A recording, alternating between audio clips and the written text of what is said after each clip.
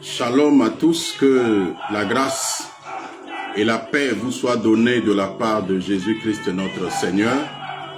Nous sommes donc présents pour notre rendez-vous hebdomadaire et ce jour donc nous voulons continuer notre série de messages sur le thème la destinée glorieuse. Et le mercredi dernier nous lisions Ésaïe chapitre 40 où Israël disait à Dieu, où Dieu demandait à Jacob, pourquoi dis-tu, ma destinée est cachée devant l'Éternel? Et nous avons vu que Dieu est l'auteur de la destinée. Nous avons défini la destinée comme étant la part ou la portion que Dieu a réservée à chacun de nous. Chaque être humain, chaque homme que Dieu a créé, envoyé sur la terre, il y a une part qui lui est réservée que nous appelons la destinée. Et nous parlons de destinée glorieuse. Alors, c'est quoi la destinée glorieuse? Donc, nous allons aujourd'hui parler un peu de la gloire. Donc, en introduction, nous avons introduit la destinée. Alors, ce jour, nous voulons introduire donc la gloire. Et pour que les deux ensemble, destinée glorieuse, nous puissions vraiment aller dans le vif de notre sujet. Alors, je veux nous convier à lire Ésaïe et Psaume chapitre 87. Psaume 87 des fils de Corée. Psaume cantique, elle est fondée sur les montagnes saintes. L'Éternel aime les portes de Sion plus que toutes les demeures de Jacob. Verset 3, des choses glorieuses ont été dites sur toi, ville de Dieu. Alors donc ici, les fils de Corée dans ce psaume sont arrivés à nous montrer, à nous dire que Dieu aime les portes de Sion plus que les demeures de Jacob. Et il va plus loin en disant que des choses glorieuses ont été dites sur toi, ville de Dieu. Alors ici donc Dieu a proclamé, Dieu a dit des choses glorieuses sur sa ville qu'on appelle Sion. Sion, c'est la bénédiction des croyants en Jésus-Christ. Bien-aimés, nous tous qui sommes en Christ, notre ville, notre cité, c'est Sion. Donc, sur Sion, Sion, c'est notre destinée. Sion, c'est là où nous allons. La vie chrétienne, c'est pour aller à Sion. Donc, notre destinée, la Bible dit que des choses glorieuses ont été dites sur toi. Sur qui? Sur Sion. Alors donc, si nous parlons de la destinée glorieuse, il est important de comprendre que la destinée est glorieuse parce que, premièrement, nous avons vu que Dieu est l'auteur de la destinée. La destinée est prophétique, est du domaine de l'esprit. Alors, donc ici, donc nous parlons de la gloire. Bien aimé, ce que Dieu a dit sur son peuple, c'est des choses glorieuses. Paul, dans sa lettre aux Éphésiens, va nous faire comprendre que l'héritage qui nous attend, elle est riche et elle est glorieuse. Je parle de la destinée. Il faut que nous comprenions que les choses de Dieu qui nous touchent sont des choses glorieuses. Donc, dans sa prière donc aux Éphésiens, je suis dans Éphésiens chapitre 1, verset 17 à 18, Paul dit, afin que le Dieu de notre Seigneur Jésus-Christ, le Père de gloire, donc il appelle Dieu le Père de gloire, vous donne un esprit de sagesse et de révélation de sa connaissance, et qu'il illumine les yeux de votre cœur pour que vous sachiez quelle est l'espérance qui s'attache à son appel, quelle est la richesse de la gloire de son héritage qu'il réserve aux saints. Quelle est la richesse de la gloire de son héritage qu'il réserve aux saints. Donc la destinée de Dieu pour les saints, c'est pour avoir un héritage riche et glorieux. Bien-aimés, ce qui nous concerne, ce qui concerne notre héritage, dans la pensée de Dieu, c'est un héritage glorieux. Dans la pensée de Dieu, quand il parle de notre destinée, il parle d'une destinée glorieuse. Des choses glorieuses ont été dites sur toi. Toi qui m'écoutes ce jour, si tu es en Christ, je veux t'affirmer aujourd'hui que ce que Dieu a dit sur toi, ce sont des choses glorieuses. Si tu es de Dieu, ce que Dieu a dit, c'est glorieux. Si tu es de Dieu, l'héritage que Dieu te réserve est un héritage riche et glorieux. Quelle est la richesse de la gloire de l'héritage qu'il réserve aux saints? Excusez-moi. Donc aux saints, il y a un héritage riche, il y a un héritage qui est glorieux. Alors nous allons donc définir les concepts. C'est quoi la gloire? Parce que ce mot est tellement utilisé dans les milieux chrétiens. C'est quoi la gloire? Le mot gloire vient du mot grec, plutôt du mot hébreu. Quand nous lisons la Bible dans 1 Samuel, quand Élie était mort et que ses fils étaient aussi morts, la femme de l'un de ses fils qui devait accoucher, quand on lui a annoncé la nouvelle de la mort de tous ces gens, et quand elle a accouché, elle a dit que l'enfant qui est né d'elle sera appelé Ichabod. Ichabod qui veut dire la gloire est bannie. Dans Ichabod, nous avons Kabod et nous avons Kabod qui veut dire gloire et I qui veut dire la gloire, qui veut dire banni, qui n'est plus. Donc le mot hébreu traduit en français par gloire, c'est le mot Kabod. Kabod nous parle d'une force de pesanteur. Kabod nous parle de quelque chose qui a du poids. Quelque chose qui pèse, qui est lourd. Et Kabod aussi nous parle de quelque chose qui attire tout ce qui est beau, tout ce qui est bon et tout ce qui est meilleur. Donc la gloire, c'est comme une force d'attraction. On nous a enseigné à l'école que quand vous prenez une substance, même une pierre, que vous lancez vers le ciel, la force de pesanteur a tendance à tirer tout ce qui est lancé vers le ciel pour revenir vers la terre. Donc c'est un peu comme ça la gloire. La gloire attire tout ce qui est bon, tout vers elle. La gloire, c'est l'élément de Dieu. La gloire, c'est l'élément qui est indissociable de Dieu. Partout où on voit la gloire, on voit Dieu. La Bible dit que dans son palais, tout s'écrit gloire. Dans le palais de Dieu, tout s'écrit gloire. Donc la gloire, c'est l'élément indissociable de Dieu. On ne peut pas séparer Dieu de la gloire. Dans le tabernacle de Moïse, on reconnaissait la présence de Dieu. On savait que Dieu était venu dans le tabernacle lorsque la nuée se levait sur le tabernacle. Lorsque l'image ou le symbole de la gloire, quand la gloire était sur le tabernacle, le peuple, Moïse et tout le monde savaient que Dieu était venu dans le tabernacle. Bien-aimé, la gloire, c'est l'élément de Dieu. La gloire, c'est l'élément indissociable de Dieu. Et quand nous parlons de destinée glorieuse, nous parlons de destinée qui est entièrement liée à Dieu. La destinée glorieuse, c'est la destinée qui est entièrement liée par Dieu. C'est la destinée qui se laisse accomplir par les moyens de Dieu, par les voies de Dieu. Bien-aimés dans le Seigneur, quand Dieu dit sur nous des choses glorieuses, c'est parce que Dieu a préparé un mécanisme pour que ce qu'il a dit puisse s'accomplir. Jésus dit, Dieu dit, la vérité sort de ma bouche et ma parole ne sera point révoquée. Bien-aimés, ce dont nous avons besoin, c'est que Dieu parle sur nous. Si Dieu parle sur nous, c'est fini. Quel que soit ce que l'homme peut dire, quel que soit ce que l'homme peut penser, quels que soient les complots humains, ce que Dieu a dit s'accomplira. Ce dont nous avons besoin est que des paroles glorieuses venant de Dieu soient dites sur nous.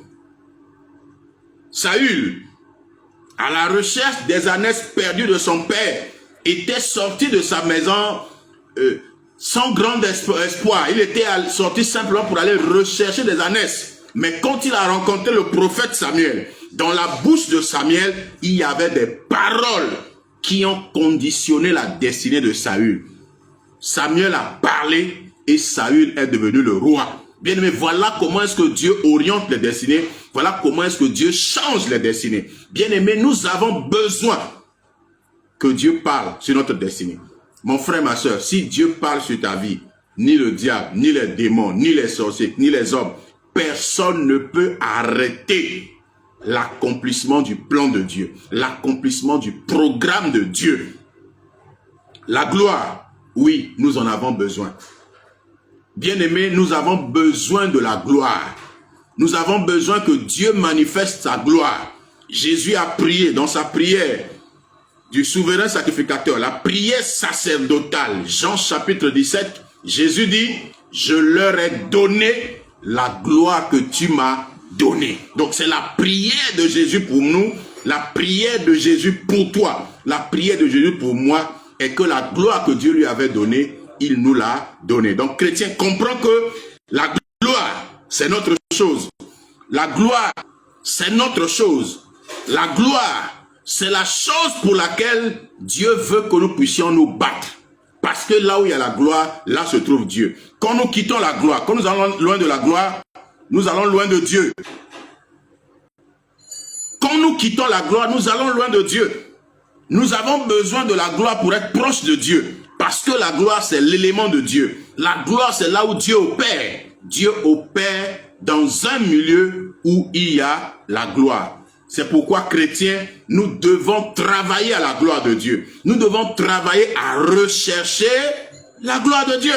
Nous devons créer les conditions pour que la gloire de Dieu puisse se manifester. Parce que là où est la gloire, Dieu parlera à coup sûr. Nous reviendrons là-dessus. Alors, dans toujours le psaume 87 que nous avons lu, il y a un élément important que nous devons comprendre par rapport à la gloire. Dans le psaume 87, des choses glorieuses ont été dites sur nous. Ville de Dieu,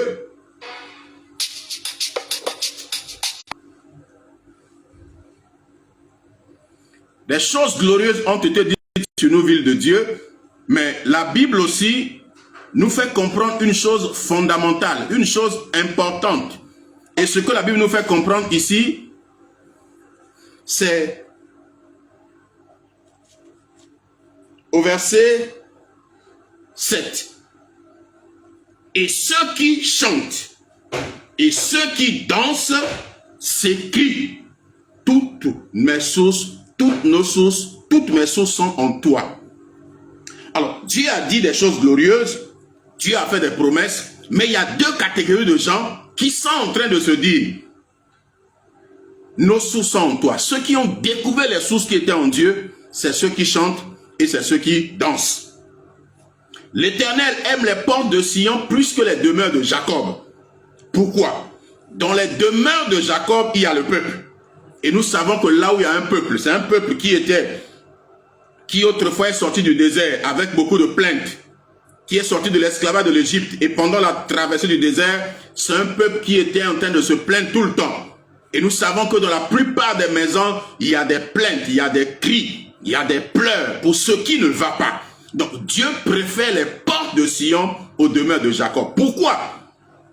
Parce que dans les portes de Sion, il y a certaines familles de Lévites qui étaient des chantres. Les chantres étaient les gardiens des seuils. Les chantres, c'est eux qui permettaient au peuple d'entrer dans la présence de Dieu avec des chants et avec des cantiques. Dieu est le Dieu de gloire et les chantres donc pour entraîner le peuple dans la gloire de Dieu, pour entraîner le peuple dans la présence même de Dieu, les gardiens des seuils chantaient. Les fils de Corée étaient la famille des gardiens des seuils. Donc c'est des gens qui étaient dans la louange, qui étaient dans la célébration, qui avaient la mission d'entraîner, de conduire le peuple dans la présence de Dieu. Et la Bible dit que c'est ceux qui chantent et ceux qui dansent qui disent « Toutes mes sources sont en toi ». Ils découvraient des sources. Et ici nous sommes dans une relation de cause à effet. Bien aimé, la gloire est un produit fini. La gloire c'est comme de la farine. Quand vous prenez peut-être du maïs, vous allez moudre et vous avez après de la farine. La gloire est un produit fini. La gloire qui existe au ciel est le résultat des louanges, des célébrations, de l'adoration qui est faite au ciel. Donc nous avons besoin de créer un environnement propice à la gloire. Le psalmiste va dire dans le psaume 22, et pourtant tu sièges au milieu des louanges d'Israël.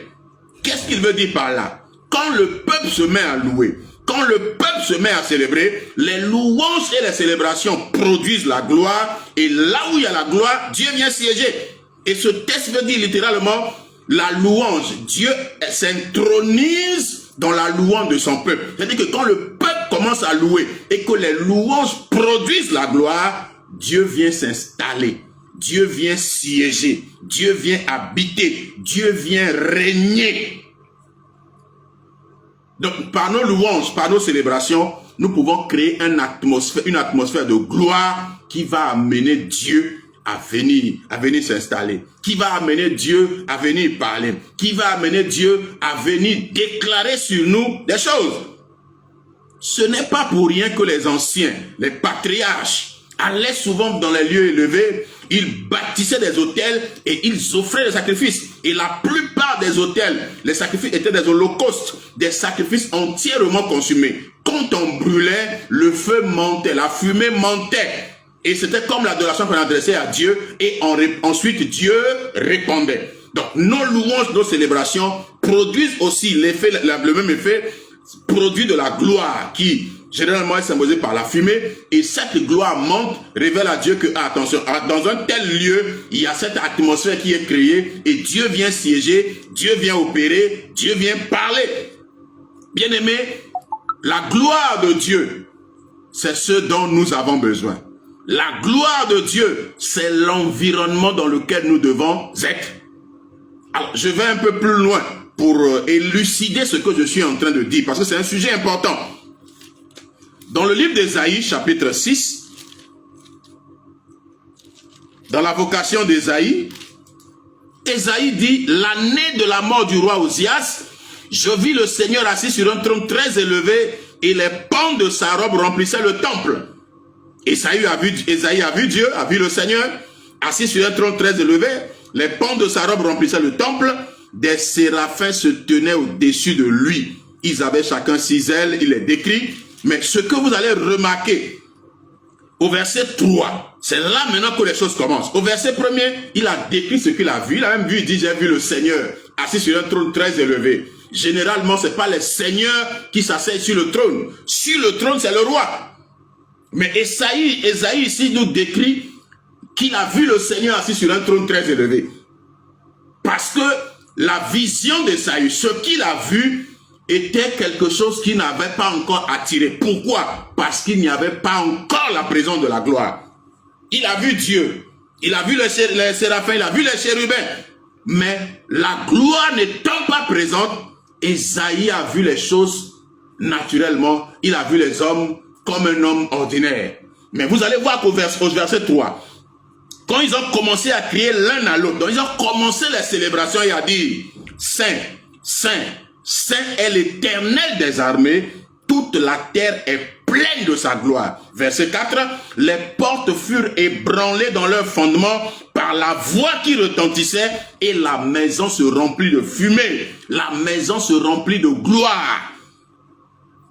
Dieu que Ésaïe a vu, le Seigneur qu'il a vu assis sur un trône très élevé. Mais quand il y a eu célébration, Ésaïe dit, les portes ont été ébranlées. Quand il y a eu célébration, les fondements des portes ont été ébranlés par la voix qui retentissait. Les louanges et les célébrations étaient une voix puissante, une voix qui ébranlait les fondements, une voix qui a amené la gloire à remplir la maison. Maintenant, vous allez entendre Ésaïe. Il va dire, malheur à moi, verset 5. Alors je dis, malheur à moi. Je suis un homme dont les lèvres sont impures. J'habite au milieu d'un peuple dont les lèvres sont impures. Je suis un homme dont les lèvres sont impures. J'habite au milieu d'un peuple dont les lèvres sont impures. Et mes yeux ont vu le roi, l'Éternel des armées. Alors, quelle est la différence entre Ésaïe 6, verset 5 et Ésaïe 6, verset 1er? Le même Ésaïe nous dit que l'année de la mort du roi Osias, il a vu le Seigneur assis sur un trône très élevé. Et au verset 5, le même Ésaïe revient pour dire, je suis un homme pécheur, j'habite au milieu d'un peuple dont les lèvres sont impures, mes yeux ont vu le roi. La gloire qui a rempli la maison a changé la perspective d'Ésaïe, a changé la vision d'Ésaïe sur les choses. La gloire a amené Ésaïe non plus à voir le Seigneur, mais la gloire a amené Ésaïe à voir le roi. Parce qu'en réalité, celui que Ésaïe avait vu n'était pas le Seigneur, c'était le roi. Mais parce qu'il n'avait pas la gloire, Ésaïe l'a vu comme le Seigneur. Mais quand la gloire est intervenue, Ésaïe ne l'a plus vu comme le Seigneur, mais il l'a vu comme le roi. Bien-aimé, tu as besoin. Il en va de même de la destinée. Certaines destinées n'ont pas de chance parce que celui qui est là, Dieu n'est là que comme le Seigneur, comme le propriétaire. Il n'est pas là avec toute sa gloire. Tu as besoin d'une atmosphère de gloire pour que ta destinée soit repositionnée. Tu as besoin d'une atmosphère de gloire pour que le roi de gloire fasse son entrée dans ta vie et qu'il fasse de ta vie ce qu'il veut. Chrétien, tu es appelé à une destinée glorieuse. La destinée glorieuse, c'est ta portion. La destinée glorieuse, c'est ce dont Dieu a réservé, ce dont Dieu a préparé pour toi. Ésaïe a vu la gloire. La gloire a changé le langage d'Ésaïe. Bien-aimé, tu as besoin que la gloire intervienne dans ta vie pour que le langage des gens sur toi change. Il y a des gens qui ne te respectent pas, qui ne t'honorent pas parce qu'ils n'ont pas encore vu la gloire. Il faut que la gloire intervienne dans ta destinée pour que des gens arrivent à t'honorer, pour que des gens arrivent à te respecter. Tu as besoin de la touche de la gloire de Dieu dans ta vie. Toi qui es méprisé, toi qui es abandonné, toi qui es la risée de tout le monde, Dieu a pour toi de belles paroles. Dieu a pour toi une destinée glorieuse et ce dont tu as besoin, c'est de créer l'atmosphère pour que la gloire puisse se manifester. Chrétien, crée l'atmosphère favorable à la gloire. Crée une atmosphère qui amènera la gloire à se manifester, amènera à la touche divine sur ta destinée. Ta destinée connaîtra un autre essor. Ta destinée aura une autre orientation. Ta destinée ira dans le sens vers lequel Dieu veut que tu ailles. Il y a beaucoup de gens qui sont en train de ramer. Leur destinée rame à contre-courant parce qu'il n'y a pas la gloire. Parce que la gloire de Dieu n'a pas son impact sur leur vie, sur leur destinée. Mon frère, ma soeur, laisse la gloire avoir de l'impact sur ta vie. Pour que la gloire puisse avoir de l'impact sur ta vie, tu dois être un adorateur. La clé de la gloire, c'est l'adoration. Il a fallu que l'adoration intervienne pour que la gloire rentre dans la maison.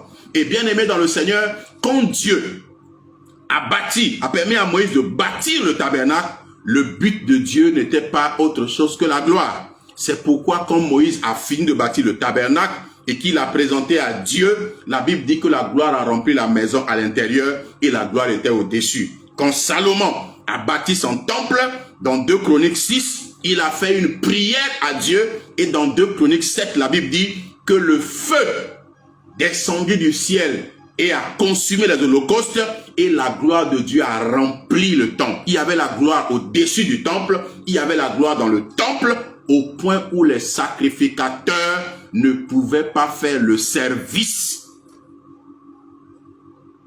Et là, Dieu a parlé. Dieu a dit, si le peuple sur qui, 2 Chroniques 7, verset 14, si le peuple sur qui est invoqué mon nom s'humilie, prie et cherche ma face, je l'exaucerai des cieux, je pardonnerai son péché et je guérirai son pays. Cette parole qui est sortie au milieu de la gloire a été comme un bouée de sauvetage que les Israélites, chaque fois qu'ils avaient une difficulté et qu'ils voulaient invoquer Dieu, ils se servaient de cette parole. C'est de cette parole que Josaphat s'est servi dans 2 Chroniques 20 pour prier.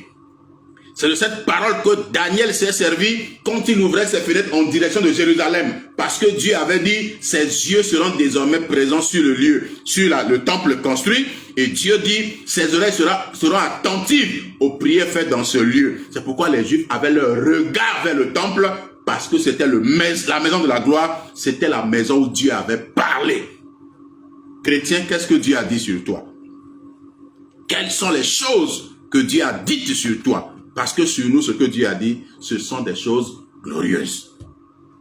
Ce que Dieu a dit sur moi, ce sont des choses glorieuses. Ce que Dieu a dit sur toi, ce sont des choses glorieuses. C'est pourquoi nous avons une responsabilité. La gloire, c'est comme une force de pesanteur qui attire. Il y a des choses qui concourent à ta destinée, mais tu as besoin de cette force d'attraction qu'on appelle la gloire pour attirer ces choses vers toi. Tu as besoin de cette force d'attraction qu'on appelle la gloire pour que toutes les portes soient ouvertes. La gloire, c'est la clé des clés. La gloire, c'est la clé qui ouvre toutes les portes. La foi déplace les montagnes. L'onction brise le joug. Mais la gloire va au-delà de tout ça. La gloire peut tout. C'est la clé. C'est la clé des clés. La gloire ouvre toutes les portes. La gloire résout toutes les situations. La gloire peut rendre l'impossible possible. La gloire peut amener la résurrection. La gloire, encore la gloire, c'est ce dont nous avons besoin. Ce que nous appelons miracle sur la terre, au ciel, c'est dans l'ordre normal. C'est le mode de vie normal. Pourquoi? Parce qu'au ciel, il y a une atmosphère de gloire qui est créée. Bien aimé, dans l'atmosphère de gloire, l'impossible devient possible. Dans l'atmosphère de gloire, les miracles deviennent un lot quotidien. Dans l'atmosphère de gloire, Dieu opère par des signes, des prodiges et des miracles. Chrétien, tu as besoin que Dieu repositionne ta destinée. Tu as besoin que Dieu parle sur toi. Tu as besoin de créer l'environnement de gloire. Et la gloire, c'est le but de Dieu pour toute chose. Tout ce que Dieu fait sur la terre, il le fait pour un but. Et ce but, c'est sa gloire. Mon frère, ma soeur, si tu veux œuvrer pour Dieu, si tu veux faire des choses pour Dieu, si tu veux marcher avec Dieu, tu dois comprendre une chose. Tout ce que Dieu fait, Dieu le fait pour sa gloire. C'est pourquoi Dieu dit, je ne partagerai pas ma gloire avec un autre. Si Dieu t'utilise, c'est pour ta gloire, c'est pour sa gloire. Ne prends pas la gloire de Dieu. Ne te dis pas que tu es meilleur par rapport aux autres. Non, c'est une question de grâce. Dieu t'a fait grâce. La Bible dit que l'Éternel donne la grâce et la gloire. Il t'a donné la grâce, il t'a aussi donné la gloire. Mais ne prends pas le risque, ne cours pas le risque de prendre la gloire qui revient à Dieu. Beaucoup d'hommes sont tombés. Beaucoup de gens qui avaient une grande destinée. Beaucoup de gens qui étaient appelés à aller loin avec le Seigneur. Mais parce qu'ils ont pris la gloire qui était pour Dieu, qui était à Dieu, ils sont tombés. Si aujourd'hui nous parlons de Satan, Satan est tombé parce qu'il voulait. Satan qui était autrefois Lucifer est tombé parce qu'il voulait prendre la gloire qui revient à Dieu. Il voulait se mettre à la place de Dieu. Il voulait être célébré comme Dieu. Et aujourd'hui, cette tendance est en train de remplir les milieux chrétiens. Vouloir prendre la gloire qui revient à Dieu. Vouloir prendre les honneurs qui reviennent à Dieu. Montrer qu'on est meilleur. Montrer qu'on est un homme extraordinaire.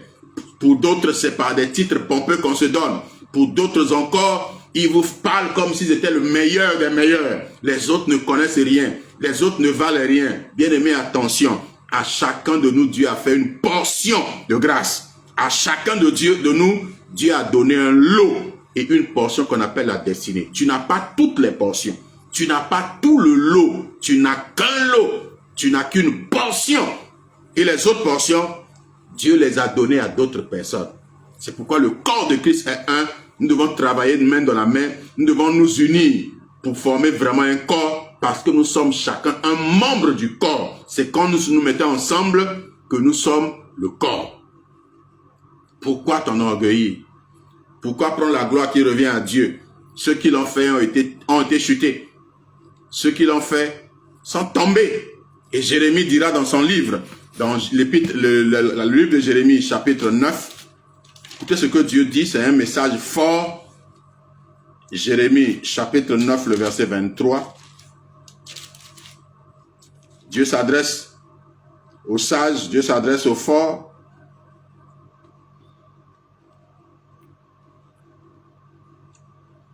Que le fort, Jérémie chapitre 9, je suis au verset 23, ainsi parle l'Éternel, que le sage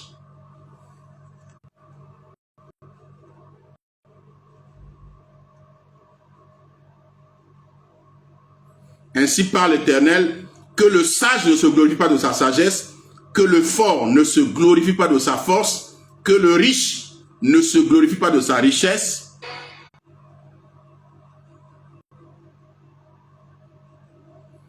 Toutes nos excuses parce qu'il y a un problème de connexion qui dandine un peu.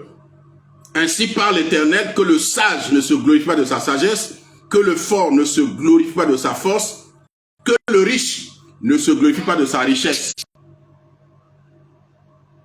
Mais que celui qui veut se glorifie d'avoir de l'intelligence et de me connaître, de savoir que je suis l'Éternel qui exerce la bonté, le droit et la justice sur la terre, car c'est à cela que je prends plaisir, dit l'Éternel. Donc Dieu dit que le sage ne se glorifie pas de sa sagesse, que le fort ne se glorifie pas de sa force, que le riche ne se glorifie pas de sa richesse. Le message est clair.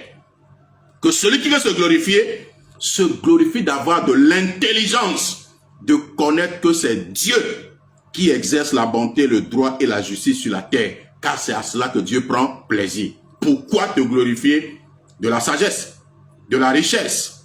Pourquoi te glorifier de la grâce que tu as reçue? Quel que soit ce que tu as reçu de Dieu, Dieu dit de ne pas te glorifier de cela. De te glorifier d'avoir de la connaissance, de connaître que c'est lui qui est Dieu. C'est lui qui mérite la gloire au siècle des siècles. Bien-aimé dans le Seigneur, la gloire, c'est l'élément de Dieu. Dieu veut que nous puissions avoir part à cette gloire, mais selon ses principes, en lui donnant toute la gloire. Jésus a prié pour nous. Il a dit au Père, je leur ai donné la gloire que tu m'as donnée. Oui, Dieu veut nous donner la gloire qui était en Jésus. Mais il faut que nous comprenions, il faut que nous sachions que notre responsabilité, c'est d'honorer Dieu, de donner à Dieu toute la gloire, c'est d'être des adorateurs. Jésus dit, l'heure vient et elle est déjà venue, où les vrais adorateurs adoreront le Père en esprit et en vérité. Bien-aimés, voilà ce que Dieu nous a mis à cœur aujourd'hui. Nous vous saluons, nous vous bénissons au nom du Seigneur. Comprenez que la destinée glorieuse, c'est une destinée, c'est la portion ou le lot qui revient à chacun de nous, mais qui est accompagné par l'élément de Dieu ou par Dieu lui-même. L'élément de Dieu étant la gloire, et là où il y a la gloire, il y a Dieu. Nous devons laisser Dieu conduire nos destinées. Notre destinée ne dépend pas de notre prochain, de notre voisin, de notre frère. Notre destinée ne dépend pas de ce que l'autre est devenu. Parce que la tendance aujourd'hui est au mimétisme. On arrange son destinée en fonction de quelqu'un qui est en train de réussir. On veut faire comme lui, on veut marcher comme lui. Non, Dieu, tu as une destinée unique. Dieu veut que tu marches selon le lot ou la portion qu'il t'a réservée en comptant sur lui et en suivant ses principes. Que Dieu vous bénisse. Shalom. Je vous salue vous tous d'où vous nous suivez. Toutes nos excuses pour ces interruptions momentanées dues à un souci de connexion. Nous croyons que par la grâce de Dieu, que les prochaines fois, la connexion sera meilleure. Que Dieu vous bénisse tous. Shalom. Et je prie que la main de Dieu soit sur vous. Que toutes les destinées qui ont été désorientées, je les réoriente au nom de Jésus. Par la puissance du Saint-Esprit, je déclare que ta destinée soit réorientée. Que la gloire de Dieu accompagne ta destinée et que Dieu accomplisse avec toi de grandes choses. Ce que le conseil divin a réservé, a préparé pour toi, que cela soit accompli. Je le déclare prophétiquement au nom de Jésus. Je brise les barrières de la destinée. Je brise et je détruis les obstacles. Que tous ceux qui s'opposent à ta destinée, je détruis ces choses au nom puissant de Jésus. Que le Saint-Esprit, tel un vent, te pousse et te propulse dans ta destinée. Merci Seigneur de ce que tu le fais. À toi la gloire, l'honneur et la louange. Au nom de Jésus, j'ai prié. Amen. Shalom et à bientôt.